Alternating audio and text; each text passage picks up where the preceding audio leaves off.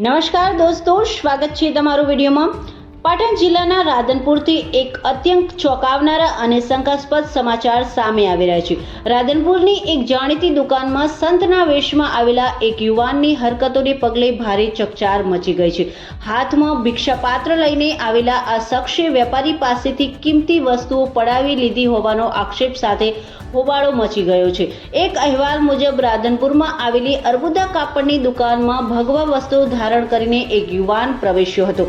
પ્રાથમિક માહિતી અનુસાર આ સંતના વેશમાં આવેલા યુવાને દુકાનમાં જઈને કંઈક એવી હરકત કરી કે દુકાનદારે પોતે જ સ્વૈચ્છિક રીતે રોકડા પૈસા અને સોનાની વીંટી પણ આપી દીધી હતી। સંતના વેશમાં આવેલા આ શખ્સને વેપારીએ આટલી કિંમતી વસ્તુઓ શા માટે આપી દીધી તે જોઈને આસપાસના વેપારીઓ અને લોકોને ભારે શંકા ગઈ હતી।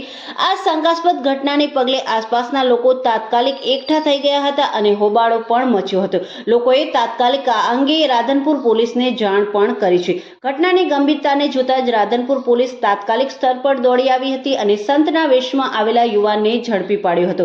પોલીસ પૂછપરછમાં આ યુવાને પોતાનું નામ અર્જણનાથ હોવાનું જણાવ્યું છે અને તે સોમનાથ જવા માટે ભિક્ષા માંગતો હોવાનો દાવો પણ કર્યો છે। જોકે સમગ્ર મામલો શંકાસ્પદ જણાતા પોલીસ તેને અટકાયતમાં લઈને વધુ તપાસના ચક્રોને ગતિમાન કર્યા છે। તો આ હતો આજનો વિડીયો। ફરી મળીશું બીજા વિડીયો।